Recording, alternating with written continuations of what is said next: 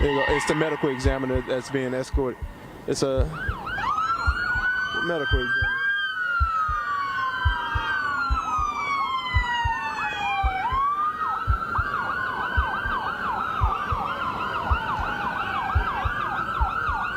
And the car. Get the car. The car.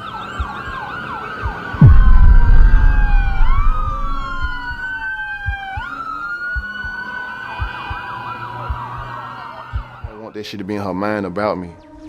This shit just made me cry. You know what I'm saying? Cause my grandma seeing this shit I'm like, man.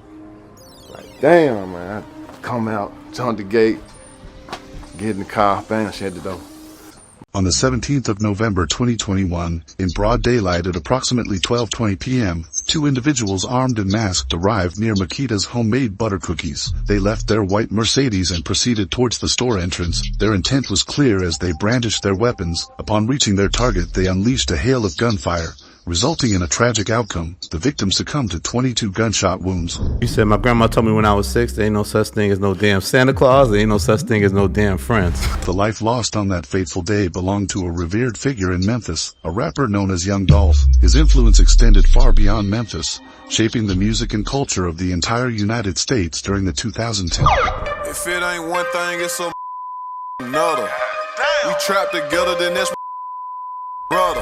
What set Dolph apart was his unique path to success in the music industry. Unlike most artists, he reached the pinnacle of his career on his own terms. Free from the constraints of record labels, he possessed a clear vision of his destination and the route he intended to take. However, this independence also made him a target for many, ultimately leading to his untimely demise. Dolph had unwavering faith in himself and his music, to the extent that he turned down lucrative multi-million-dollar offers multiple times. His only obstacle was the fierce competition willing to employ any means necessary to achieve their goals. This is the story of Young Dolph, the events that tragically led to his demise and how the Trulla Mafia took out a legend of hip-hop away from us. Adolph Robert Thornton Jr. entered this world on July 27, 1985 in Chicago, Illinois, but his family relocated to Memphis, Tennessee. When he was just 2 years old, Memphis would become the backdrop for Dolph's remarkable music journey. Growing up in South Memphis was a shared experience for many children, as their parents grappled with addiction, leaving grandparents to take on the role of caregivers. Dolph was no exception to this narrative. He considered himself fortunate to occasionally see his parents, but the central figure in his life was his grandmother. The person that gave me all my game is my grandma. The reason why I'm rich is because of my grandma.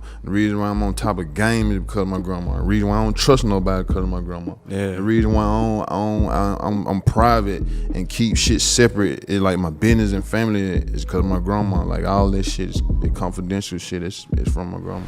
Living under his grandma's strict rules was far from easy, but young Dolph believed it played a pivotal role in shaping his character. The upbringing he received from his grandmother instilled in him a strong sense of responsibility. In his own words, Dolph described his grandmother as the sternest individual in the world.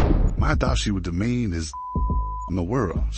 To illustrate her influence, Dolph recalled a time when he couldn't comprehend why his grandmother, Ida Mae, disapproved of some of the people he associated with, never allowing him to label them as friends. However, as he matured, he came to understand her wisdom. She was preparing him for a world where people might betray you when you least expect it. This upbringing compelled young Dolph to seek a more active role in the household as he grew older. Traditional 9-to-5 employment wasn't an option he considered. Consequently, he became increasingly immersed in street life, eventually venturing into the drug trade. Imagine a 77-year-old woman trying to raise 3 young kids in the heart of the inner city, amidst gang activity and rampant drug use. That's an incredibly tough situation for an elderly lady, Dolph reflected. So given my circumstances, I recognized the weight of responsibility. I couldn't let her shoulder it all. I always had a knack for making money, so when I was 15 or 16, I fully immersed myself in street life. Yet, it was within the confines of this street life that Dolph discovered his passion for music. Without the extensive network he built during this time, young Dolph might never have ascended to the pinnacle of rap stardom. According to young Dolph himself, the very streets that raised him also witnessed his transformation into a music artist. His passion for music had been with him since childhood, but he didn't start creating his own music until later in life. His family friend, Miss Tammy, describes his first steps in the music world like this. It had all kind of shit set up over there. Well, see, like to me at first, he used to have a lot of stuff crossed up. You know, they was putting them beats and all that stuff together. All they had it hooked up over there. And he was struggling at first, but he got it. I mean, he knew what he was doing. But to me, I didn't know because I'm 60, so, you know, that was new, all new to me. He said, Miss Tammy, I'm going to the top. Tragedy struck when his grandmother passed away, and Dolph experienced a profound loss. However, he channeled this trauma into his music, using rap as a means to cope with his grief. His lyrics were raw and heartfelt, resonating deeply with his audience.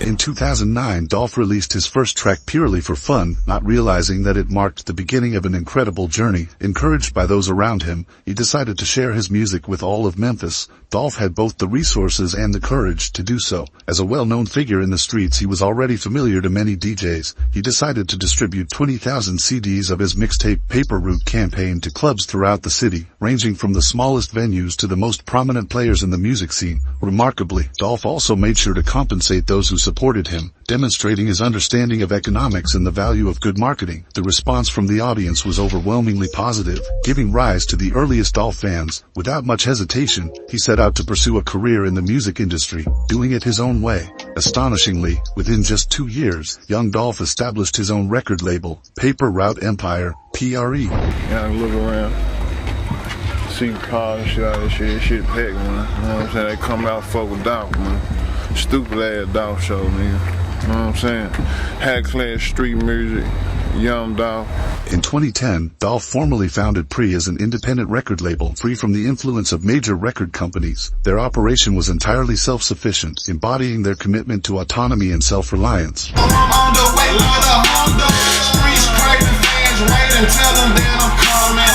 On July 2, 2010, Dolph released Welcome to Dolph World, which he considers his first official mixtape. Produced by DJ Scream, the tracks paid homage to the musical heritage of Memphis, reminiscent of artists like 3 6 Mafia and 8 Ball and MJG. This mixtape served as a stepping stone for the music that would follow in the years ahead. In 2011, Dolph released mixtapes High Class Street Music and High Class Street Music Episode 2, marking a period of self-discovery where he honed his unique style. Young Dolph's signature deep voice and aggressive delivery of verses became recognizable. With several mixtapes and a burgeoning street reputation, young Dolph was beginning to attract significant attention. Yo, all I know is, yo, trap been doing good, I'm serving junkies at the peephole. His rising popularity eventually caught the eye of another accomplished Memphis rapper, Yo Gotti. At the time, Yo Gotti had established himself and had the opportunity to sign other artists to his record label, Collective Music Group CMG. In 2014, Gotti extended an offer to young Dolph, but Dolph declined. He was determined to maintain his independence and continue forging his own path. Little did anyone anticipate that this decision would ignite a long-standing feud between him and Yo Gotti that would endure for years.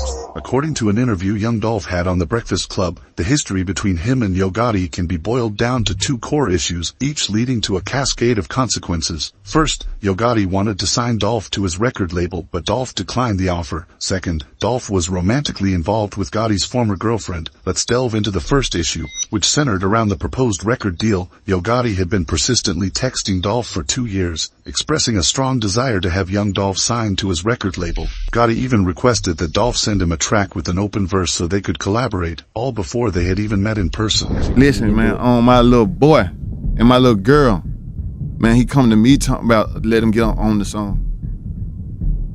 Know what I mean? Why you want me to get on this song? So, I'll send it to me. Send me the song with the open verse. Know what I mean? Now if it was the other way around where I'm trying to do, you gotta think this back in the day where I don't really even know the game to know nothing. All I was doing is just pulling up on everybody with a bag. Ask 2 Chainz, ask Gucci Man, ask Drummer Boy, ask Zaytoven, ask A-Bar, ask everybody. All of them got stacks from Dolph.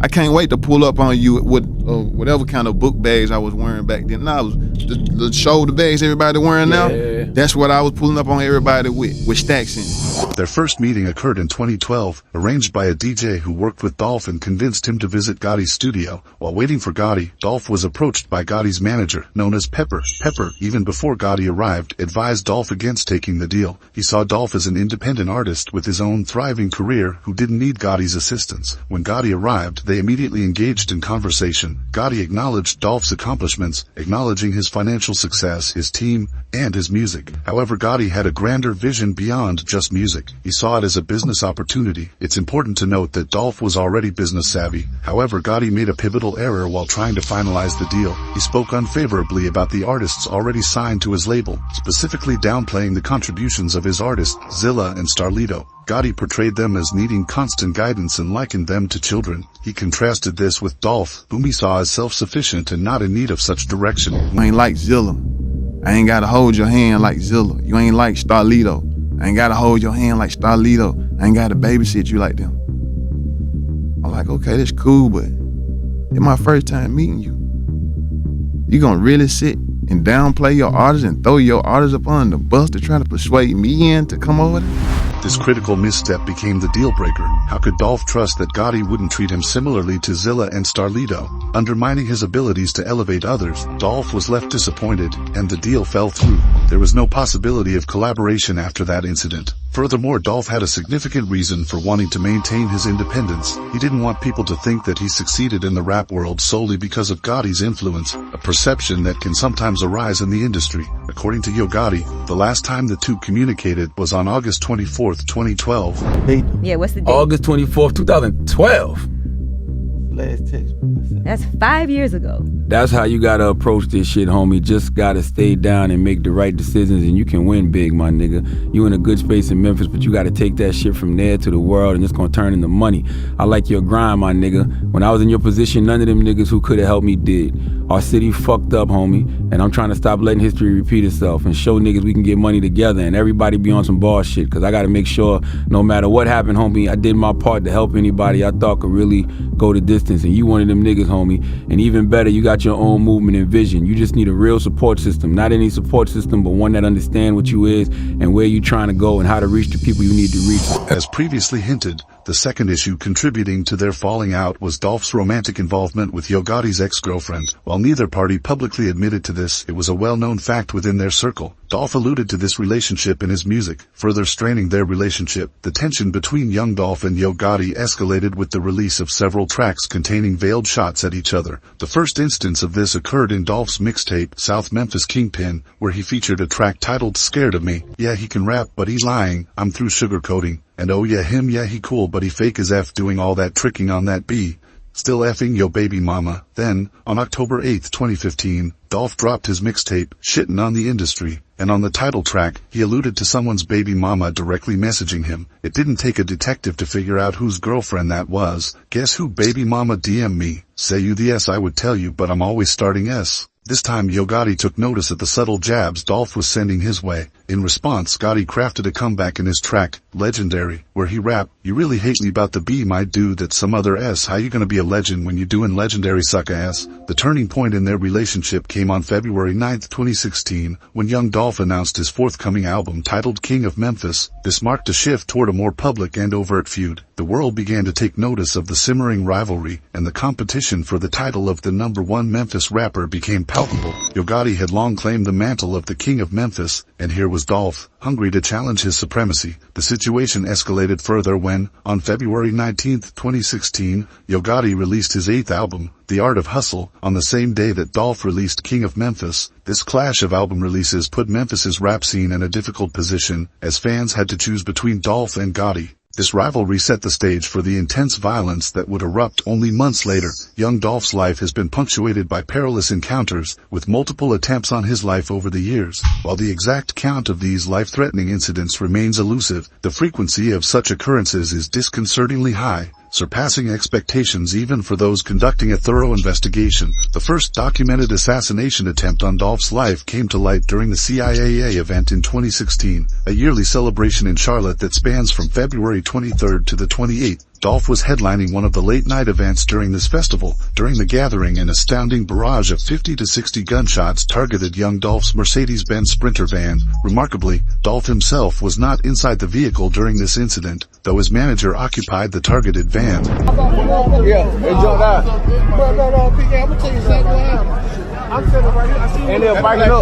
This incident unfolded near the Sky Condominiums and the Hyatt Hotel on South Caldwell Street on February 28, 2016. Law enforcement estimated that 40 to 50 gunshots struck 2 vehicles and even hit the hotel lobby's entrance door. Quick police action led to the arrest of 3 suspects on the same evening. Among those arrested were Howard Wright, Kevin Thompson, and Deriki Bolton, all charged with 3 counts of discharging firearms into occupied dwellings and discharging firearms within city limits. Of note, Howard Wright held the position of vice president at Yo Gotti's record label CMG and served as Gotti's road manager. This marked the first instance of an attack on Dolph's life connected to Yo Gotti's circle. The CIAA event in 2017 brought its own share of disruptions. On February 25, 2017, young Dolph and his entourage returned to the CIAA event once again. This time, however, there was a significant departure from previous incidents. Dolph was inside the car that became the target of gunfire, and the scale of the assault was notably intensified. The assailants unleashed approximately 100 rounds at young Dolph's vehicle. Fortunately, the car's bulletproof shielding ensured Dolph's survival without injury. Remarkably, he went on to perform later that same night, just hours after the terrifying shooting. Hey, check this out. I'ma show you how to get them motherfucking niggas, man, self-made now. You know what I mean? We don't suck dick, we don't ride dick to get money. We hustle up, nigga, you know what I mean? People around here probably run shit. It's gone.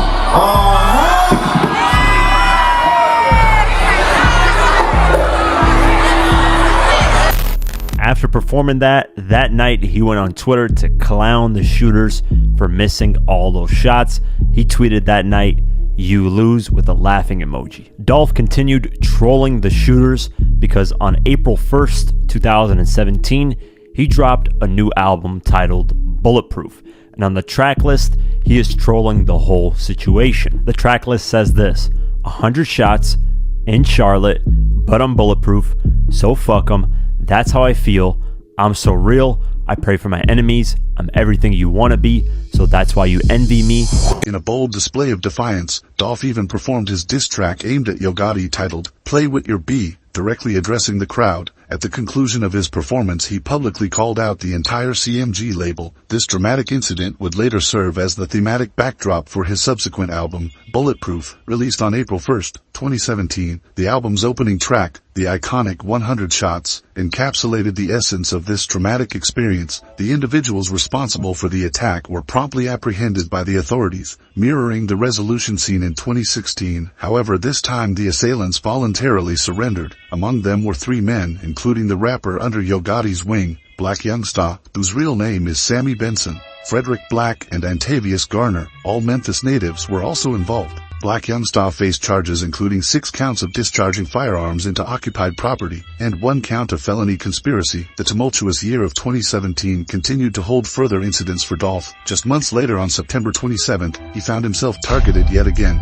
this time in Los Angeles. Both young Dolph and Yo Gotti were staying at the Lowe's Hollywood Hotel. An altercation erupted in front of the hotel within the valet parking area. As 3 individuals confronted Dolph verbally, the confrontation escalated rapidly, culminating in the display of firearms. Corey McClendon, one of the individuals involved, brandished a firearm and fired multiple shots at Dolph, necessitating immediate medical intervention. Dolph was rushed to a hospital and miraculously survived the harrowing ordeal. This is 32-year-old rapper Young Dolph, whose latest album is entitled Bulletproof, and one of the songs on that album, 100 Shots.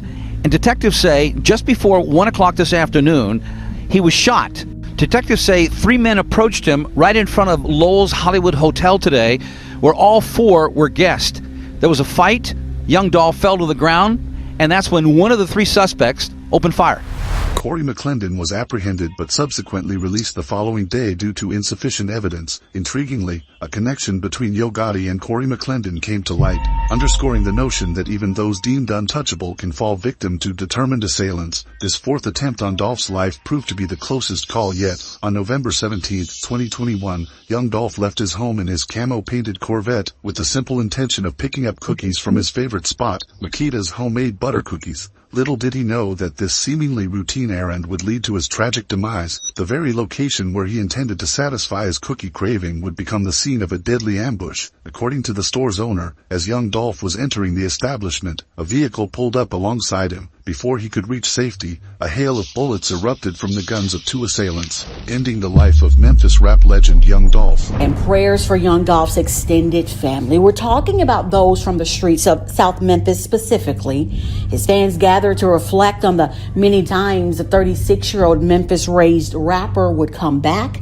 in order to give back. Some reports suggest that Dolph was struck by as many as 22 bullets fired by the 2 attackers. Regardless of the exact number, The gunshot wounds proved fatal. The news of this shocking incident generated significant interest among locals, prompting government officials to intervene. They urged citizens to remain indoors until the police department could gather evidence. Remarkably, police cars patrolled the vicinity of Yogati's residence due to concerns about potential retaliation. Authorities immediately suspected a connection between Yogati and the incident, deeming the risk too great to ignore. However, the mystery surrounding Gotti's involvement was dispelled on January 5, 2022. According to the official account provided by the police department, there was no evidence linking Yo Gotti to Young Dolph's death. In fact, the primary suspect, Justin Johnson, a rapper known as Straight Drop, had affiliations with Key Glock, a fellow artist on Young Dolph's record label, PRE. The second suspect, Cornelia Smith, was already in custody, having been indicted on first-degree charges. Although no overt connections were found between Yo Gotti and the attack on Dolph,